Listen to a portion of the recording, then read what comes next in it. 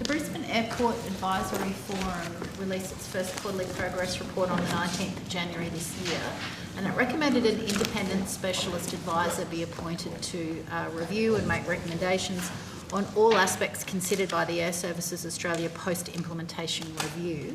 What is the department doing in response to that recommendation? Thank you, Senator. Phil McClure, Assistant Secretary, Airports Branch. Air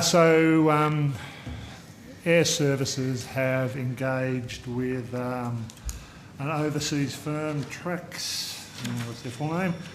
Trax International, who will be basically providing advice, testing assumptions and working through that airspace design work with Air Services, but it's Air Services process because they're the agency basically in charge of those flight paths and flight path design. So we're engaged fairly closely with Air Service on a range of things, including the Brisbane Airport work and obviously through the forum itself. But Trax and Air Services will lead that work.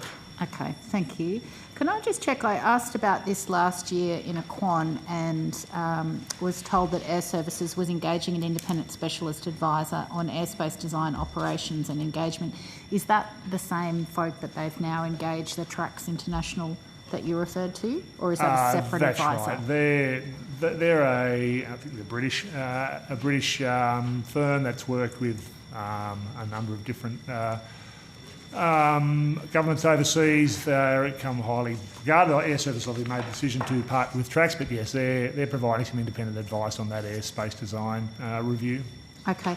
So did the department have any involvement in appointing Trax, or was that purely in Air Services decision? Bailiwick? Okay. Are you aware, noting what you just said, are you aware of how Trax was identified and selected? Not specifically, no. Right, okay. Do you know anything about the terms of engagement, the length and the cost, etc.? Look, they're all going to be made public if they're not already made public. They've been engaged for a period of time. Look, I'd have to take on notice of specifics, or Air Services obviously will be able to answer the question more specifically. Thank you. I think they're on at 10:30 tonight, so I can't guarantee that anyone will have the stamina to be asking them in person. So if you wouldn't mind taking that on notice, that would be really helpful. Thank you. I may well be in a different room. No bankers' hours in the Senate.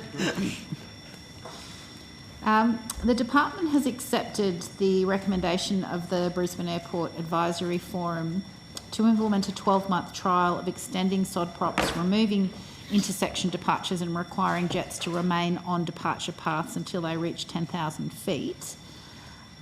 Can you tell me a little bit more about that and whether or not the department's satisfied that those measures will collectively achieve enough noise abatement?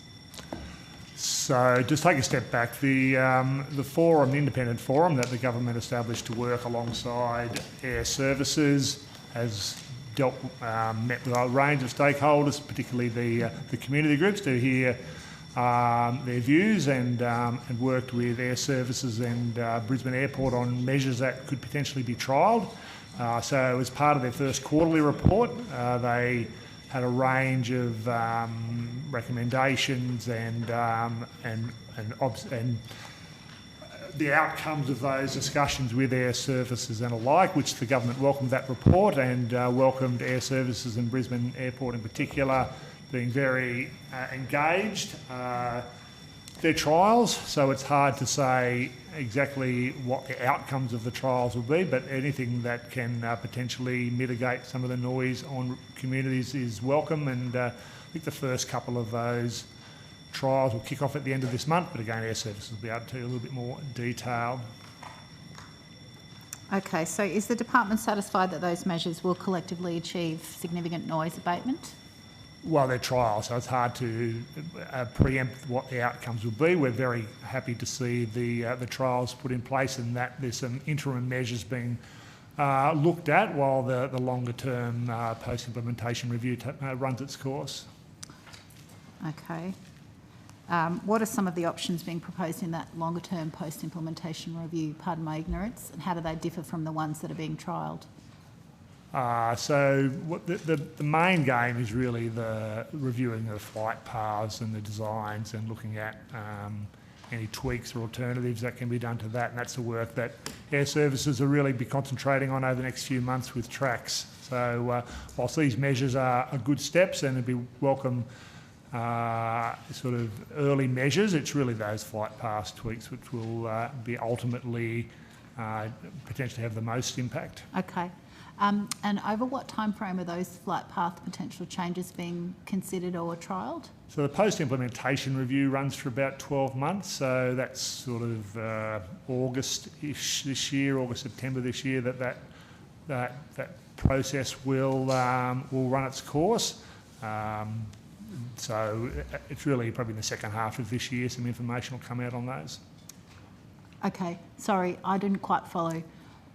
Well, as I said, the post-implementation review, which started around the middle of last year, runs for about 12 months. Yes. So the outcomes of it will be sort of publicly known more July, August, September as it's finalised, and Air Services look to implement sort of the outcomes of those reviews. Oh, I see. In September of this year. It's hard to say. It's a 12-month process, and then they'll need to understand the results, and obviously a process going through the board. Okay, so you won't see any flight path changes until at least August. Well, we're seeing this year. the immediate trials of the intersection takeoffs and so forth, so there is some immediate steps, but these are fairly significant considerations for safety and efficiency and so forth, so that'll take a while for those more complex questions to be answered. Okay, thank you. What work has the department done to assess any potential compensation to affected landholders whose property values have been impacted by increased noise? We've done no work on that. None. Okay, is that anybody's job to do that? If the government would interested in us providing advice, we could. So it would be your area of responsibility if asked? Would be the department that would likely look at that.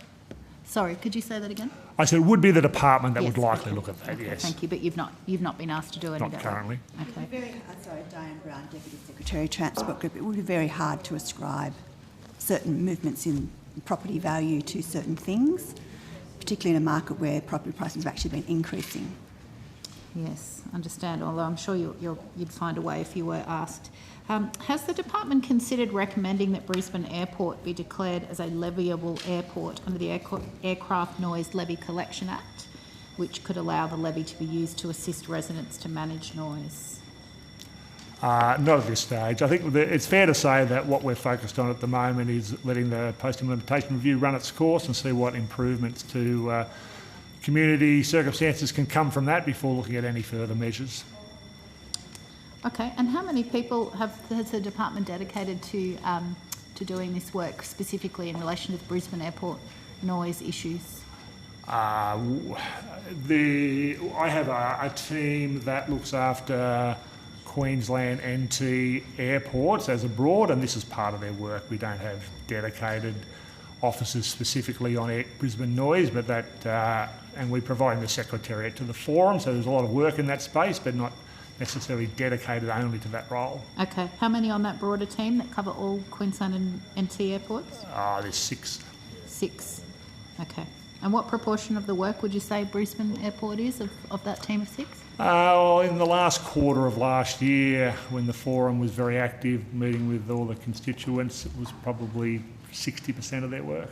Okay, and say now, for example?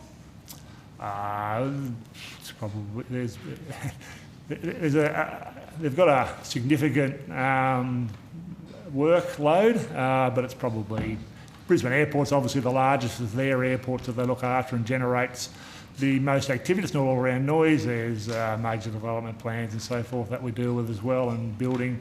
But Brisbane Airport itself is probably 60% of that work. Okay. All right, thank you very much for your time. Thanks, Chair. Thanks, Senator Waters.